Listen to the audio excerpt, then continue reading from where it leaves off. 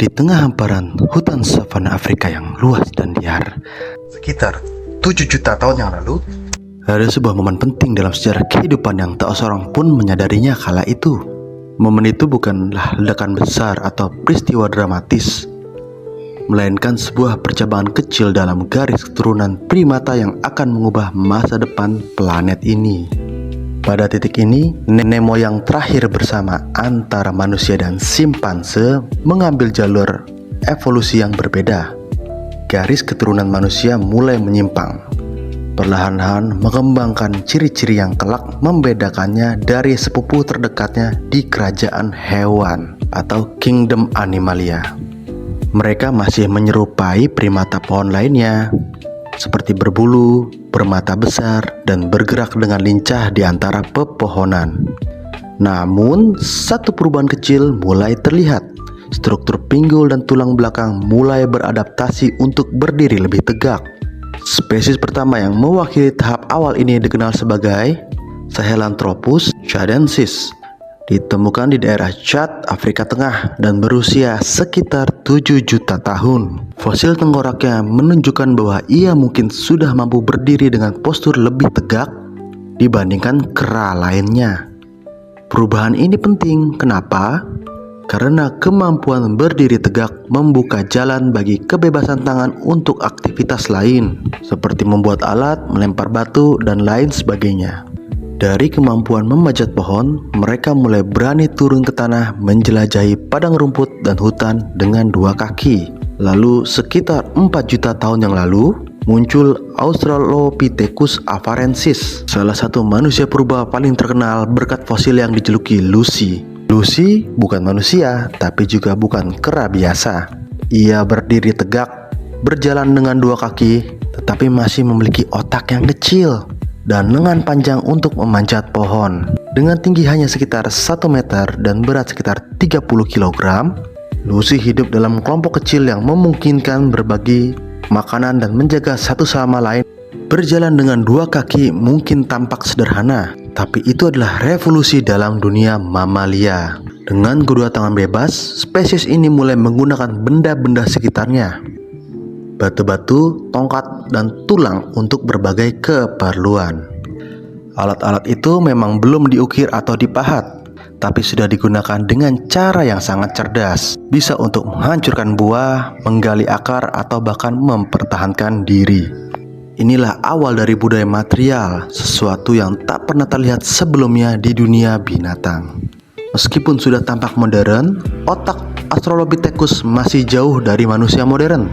Volume otaknya sekitar 400-500 cc, tak lebih besar dari seekor simpanse.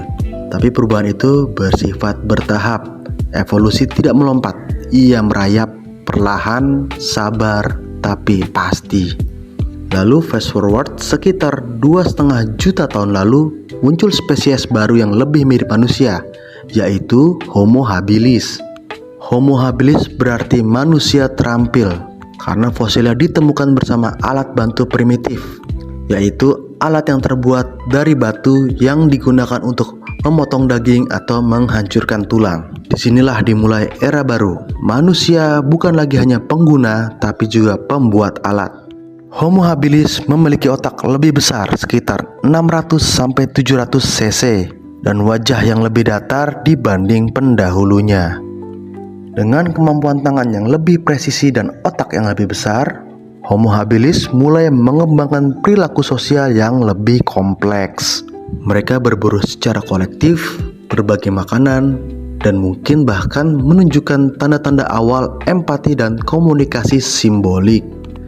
Dikarenakan hidup dalam berkelompok menjadi semakin penting, bertahan hidup bukan lagi soal kekuatan individu, melainkan soal kerjasama antar individu di tiap kelompok. Lalu sekitar 1,8 juta tahun yang lalu, sebuah lompatan besar terjadi. Munculnya Homo erectus, sang pejalan dunia.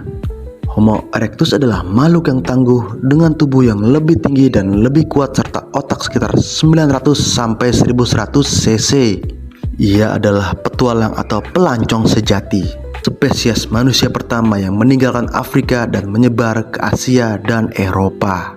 Fosil Homo erectus ditemukan dari Indonesia hingga Tiongkok. Di Indonesia ditemukan di Trinil dan Sangiran, sedangkan di Tiongkok terkenal dengan nama Peking Man. Ini menunjukkan penyebaran luas dan adaptasi yang luar biasa dari Homo erectus. Mereka bukan hanya pembuat alat yang lebih canggih seperti kapak genggam, tapi juga penguasa api. Dan api mengubah segalanya.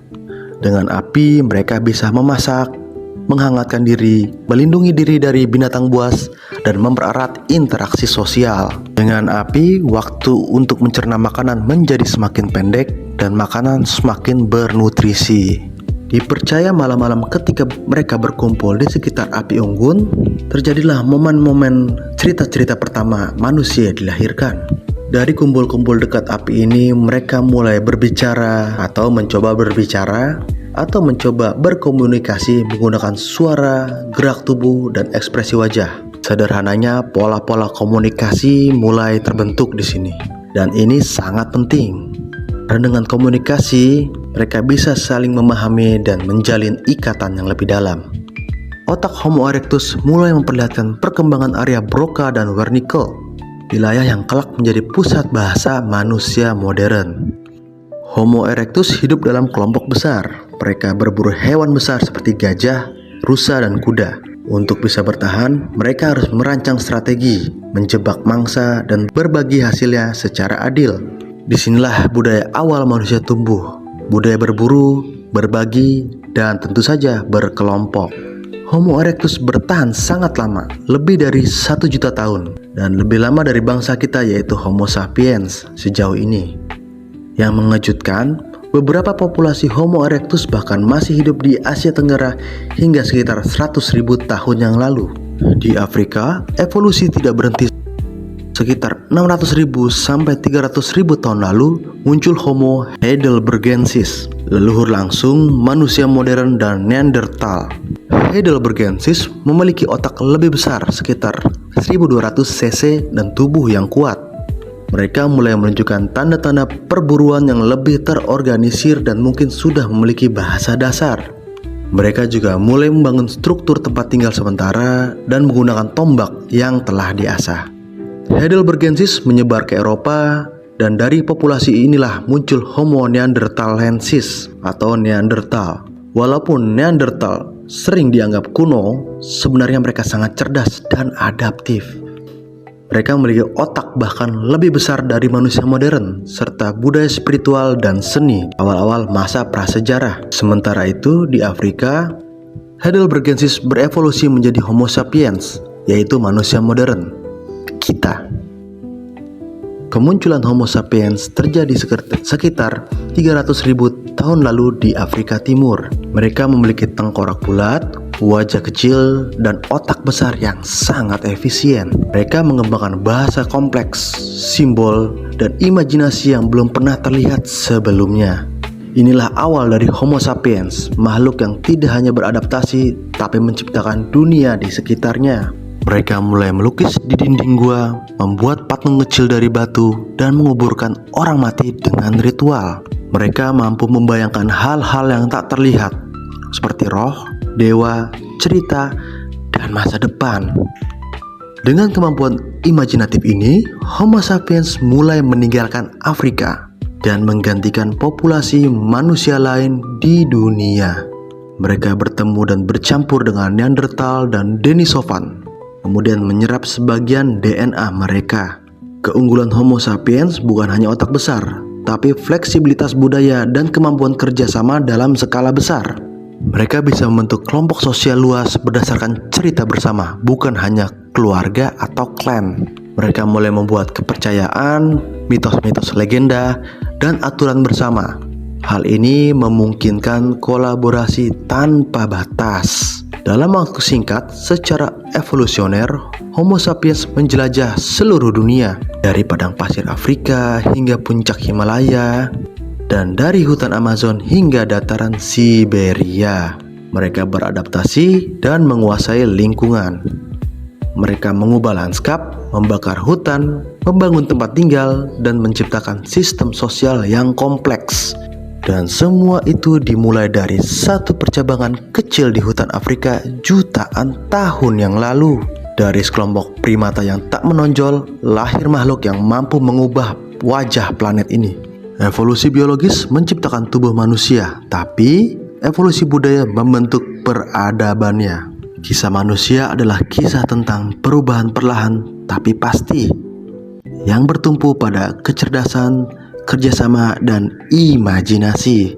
Dari alat bantu pertama hingga mesin roket, semuanya bermula dari Homo habilis dan Homo erectus yang belajar menggunakan benda di sekitarnya. Dan meski telah jauh berjalan, kisah evolusi manusia sesungguhnya belum selesai, karena masa depan masih terbuka, luas, dan lebar. Oke, tadi adalah dongeng evolusi manusia part 1. Jika kamu menyukai pembahasan tentang evolusi manusia, like dan subscribe.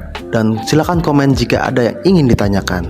Gue pamit dulu, sampai jumpa di video-video berikutnya tentang evolusi manusia part 2. Bye.